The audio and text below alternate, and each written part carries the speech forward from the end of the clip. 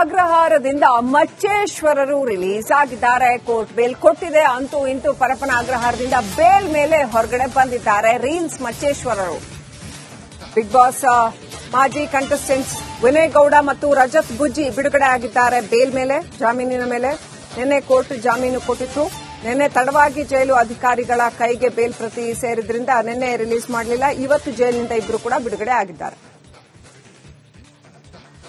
ಪರಪ್ಪನ ಅಗ್ರಹಾರದಿಂದ ರಜತ್ ಮತ್ತು ವಿನಯ್ ಹೊರಗಡೆ ಬರ್ತಾ ಇರುವಂತಹ ದೃಶ್ಯ ನೋಡ್ತಾ ಇದ್ರ ನೋಡಿ. ರೀಲ್ಸ್ ಅಲ್ಲಿ ಮಚ್ಚಿಡ್ಕೊಂಡು ಹೆಂಗ್ ನಡೆದ್ರೆ ಹಿಂಗೆ ಪರಪ್ಪನ ಅಗ್ರಹಾರದಿಂದ ಈ ತರ ಬರ್ಬೇಕಾಗತ್ತೆ.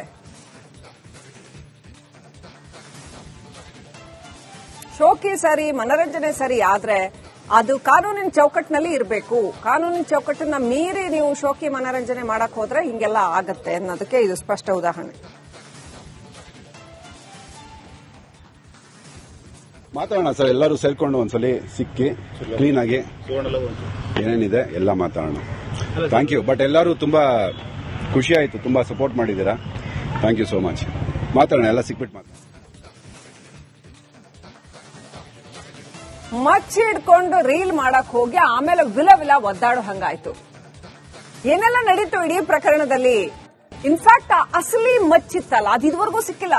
ಎಲ್ಲೋಯ್ತದು ಅಸಲಿ ಮಚ್ಚು, ಏನಾಯ್ತು, ಡೀಟೇಲ್ಸ್ ಎಲ್ಲ ಇಲ್ಲಿದೆ.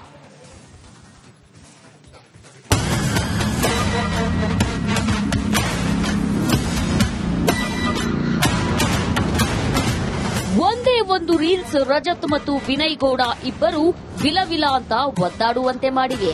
ಪೊಲೀಸ್ ಠಾಣೆ ದರ್ಶನ ಮಾಡಿಸಿದೆ. 3 ದಿನ ಖಾಕಿ ಕಸ್ಟಡಿಯಲ್ಲಿ ಇರುವಂತೆ ಮಾಡಿದೆ. ಮಚ್ಚು ಹಿಡಿದಿದ್ದಕ್ಕೆ ಸಂಕಷ್ಟಕ್ಕೆ ಸಿಲುಕಿಸಿದೆ. ರಜತ್ ಮತ್ತು ವಿನಯ್ ಗೌಡಗೆ ಖಾಕಿ ಡ್ರಿಲ್. ವಿಚಾರಣೆಯಲ್ಲಿ ಆರೋಪಿಗಳು ಬಾಯ್ಬಿಟ್ಟಿದ್ದೇನು? ಮಚ್ಚು ಹಿಡಿದು ಬಿಟ್ಟಿ ಬಿಲ್ಡಪ್ ಕೊಟ್ಟಿದ್ದ ರಜತ್ ಮತ್ತು ವಿನಯ್ ಗೌಡ 3 ದಿನ ಪೊಲೀಸ್ ಕಸ್ಟಡಿಯಲ್ಲಿ ಕಳೆದಿದ್ರು. ನಿನ್ನೆ ಕೋರ್ಟ್ ಇಬ್ಬರಿಗೂ ಷರತ್ತುಬದ್ಧ ಜಾಮೀನು ಮಂಜೂರು ಮಾಡಿದೆ. ಇನ್ನು ಖಾಕಿ ವಿಚಾರಣೆ ವೇಳೆ ಆರೋಪಿಗಳು ಸ್ಫೋಟಕ ಮಾಹಿತಿ ಬಾಯ್ಬಿಟ್ಟಿದ್ದಾರೆ. ಆರೋಪಿಗಳು ಬಾಯ್ಬಿಟ್ಟಿದ್ದೇನು? ಇಬ್ಬರು ಆರೋಪಿಗಳು ಪೊಲೀಸರ ವಿಚಾರಣೆಯಲ್ಲಿ ಮಚ್ಚು ಬಳಸಿದ್ದಾಗಿ ಒಪ್ಪಿಕೊಂಡಿದ್ದಾರಂತೆ. ಸ್ಟುಡಿಯೋ ಹಿಂಭಾಗ ಸುಮ್ಮನಹಳ್ಳಿ ಬ್ರಿಡ್ಜ್ ಬಳಿ ಸಾಕ್ಷ್ಯನಾಶ ಮಾಡಿದ್ದಾರಂತೆ. ಸುಮ್ಮನಹಳ್ಳಿ ಬ್ರಿಡ್ಜ್ ಬಳಿ ಮಚ್ಚು ಬಿಸಾಕಿದ್ದಾಗಿ ಹೇಳಿದ್ದಾರಂತೆ. ಇನ್ನು ಆರೋಪಿಗಳು ತೋರಿದ ಜಾಗದಲ್ಲಿ ಮಹಜರು ನಡೆಸಲಾಗಿದೆ. ಆದರೆ ಸುಮ್ಮನಹಳ್ಳಿ ಬ್ರಿಡ್ಜ್ ಬಳಿ ಮಚ್ಚು ಪತ್ತೆಯಾಗಿಲ್ಲ. ಸ್ಟುಡಿಯೋದ ಹಿಂದಿರೋ ಜಾಗದಲ್ಲಿ ಒಂದು ಮಚ್ಚು ಪತ್ತೆಯಾಗಿದೆ. ಅಲ್ಲದೆ ಕಬ್ಬಿಣದ ಮಚ್ಚನ್ನೇ ಹಿಡಿದು ರೀಲ್ಸ್ ಮಾಡಿದ್ದೀವಿ. ಐಫೋನ್ 16 ನಲ್ಲಿ ರೀಲ್ಸ್ ಮಾಡಿರೋದಾಗಿ ಒಪ್ಪಿಕೊಂಡಿದ್ದಾರಂತೆ. ಸಂತೋಷ್ ಎಂಬ ವ್ಯಕ್ತಿ ಮೊಬೈಲ್ನಲ್ಲಿ ವಿಡಿಯೋ ರೆಕಾರ್ಡ್ ಮಾಡಲಾಗಿದೆಯಂತೆ. ಸದ್ಯ ಐಫೋನ್ ವಶಕ್ಕೆ ಪಡೆದು ಪೊಲೀಸರು ಸಂತೋಷ್ ವಿಚಾರಣೆ ನಡೆಸಿದ್ದಾರೆ. ಸುಮ್ಮನಹಳ್ಳಿ ಬ್ರಿಡ್ಜ್ ಸಾಕ್ಷ್ಯನಾಶದ ಸ್ಥಳವಾಯ್ತ? ದರ್ಶನ್ ಶಿಷ್ಯರು ಇಲ್ಲೇ ಸಾಕ್ಷ್ಯನಾಶ ಮಾಡಿದ್ಯಾಕೆ?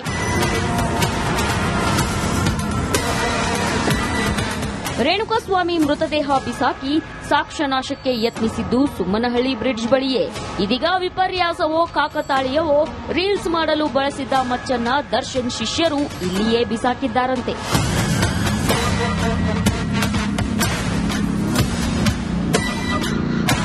ಸದ್ಯ ಸ್ಟುಡಿಯೋ ಹಿಂಭಾಗದ ಜಾಗದಲ್ಲಿ ಒಂದು ಮಚ್ಚು ಪತ್ತೆಯಾಗಿದ್ದು, ಇದನ್ನ ವಶಕ್ಕೆ ಪಡೆದು ಪೊಲೀಸರು ತನಿಖೆ ನಡೆಸುತ್ತಿದ್ದಾರೆ. Nagaraj B Appasandra, crime bureau, Republic Kannada. ಅಗ್ರಹಾರದಿಂದ ಮಚ್ಚೇಶ್ವರರು ರಿಲೀಸ್ ಆಗಿದ್ದಾರೆ. ಕೋರ್ಟ್ ಬೇಲ್ ಕೊಟ್ಟಿದೆ. ಅಂತೂ ಇಂತೂ ಪರಪ್ಪನ ಅಗ್ರಹಾರದಿಂದ ಬೇಲ್ ಮೇಲೆ ಹೊರಗಡೆ ಬಂದಿದ್ದಾರೆ ರೀಲ್ಸ್ ಮಚ್ಚೇಶ್ವರರು. ಬಿಗ್ ಬಾಸ್ ಮಾಜಿ ಕಂಟೆಸ್ಟೆಂಟ್ಸ್ ವಿನಯ್ ಗೌಡ ಮತ್ತು ರಜತ್ ಬುಜ್ಜಿ ಬಿಡುಗಡೆ ಆಗಿದ್ದಾರೆ ಬೇಲ್ ಮೇಲೆ, ಜಾಮೀನಿನ ಮೇಲೆ. ನಿನ್ನೆ ಕೋರ್ಟ್ ಜಾಮೀನು ಕೊಟ್ಟಿತ್ತು.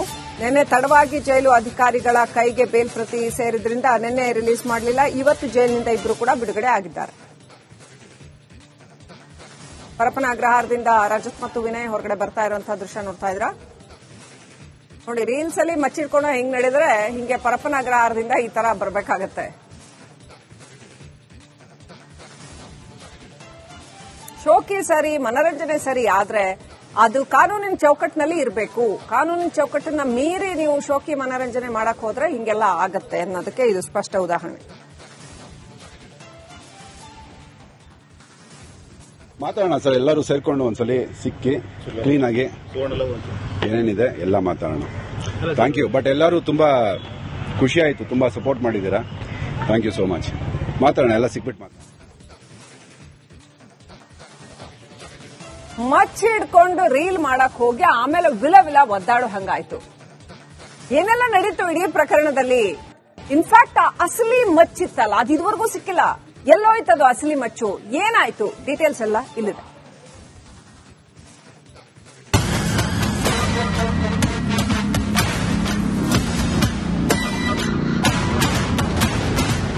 ಒಂದೇ ಒಂದು ರೀಲ್ಸ್ ರಜತ್ ಮತ್ತು ವಿನಯ್ ಗೌಡ ಇಬ್ಬರು ವಿಲ ಅಂತ ಒದ್ದಾಡುವಂತೆ ಮಾಡಿದೆ.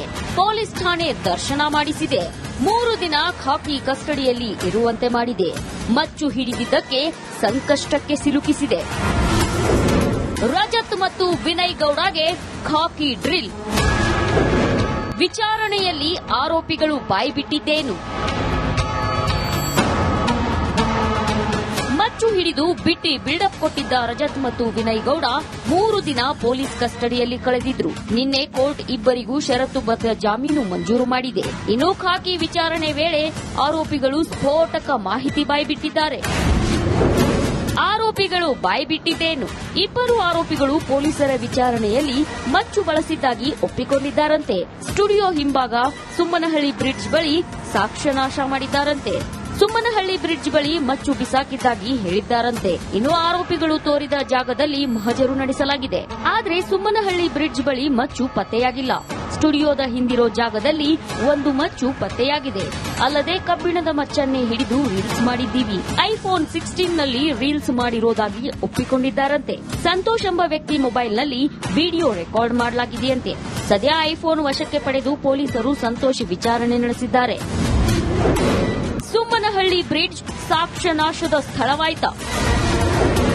ದರ್ಶನ್ ಶಿಷ್ಯರು ಇಲ್ಲೇ ಸಾಕ್ಷ್ಯನಾಶ ಮಾಡಿದ್ಯಾಕೆ?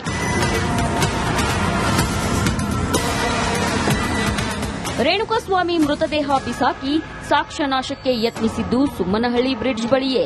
ಇದೀಗ ವಿಪರ್ಯಾಸವೋ ಕಾಕತಾಳೀಯವೋ, ರೀಲ್ಸ್ ಮಾಡಲು ಬಳಸಿದ್ದ ಮಚ್ಚನ್ನ ದರ್ಶನ್ ಶಿಷ್ಯರು ಇಲ್ಲಿಯೇ ಬಿಸಾಕಿದ್ದಾರಂತೆ.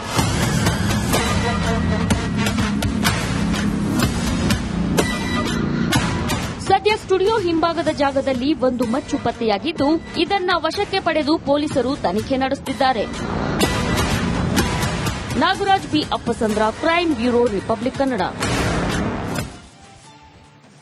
ಅಗ್ರಹಾರದಿಂದ ಮಚ್ಚೇಶ್ವರರು ರಿಲೀಸ್ ಆಗಿದ್ದಾರೆ. ಕೋರ್ಟ್ ಬೇಲ್ ಕೊಟ್ಟಿದೆ. ಅಂತೂ ಇಂತೂ ಪರಪ್ಪನ ಅಗ್ರಹಾರದಿಂದ ಬೇಲ್ ಮೇಲೆ ಹೊರಗಡೆ ಬಂದಿದ್ದಾರೆ ರೀಲ್ಸ್ ಮಚ್ಚೇಶ್ವರರು.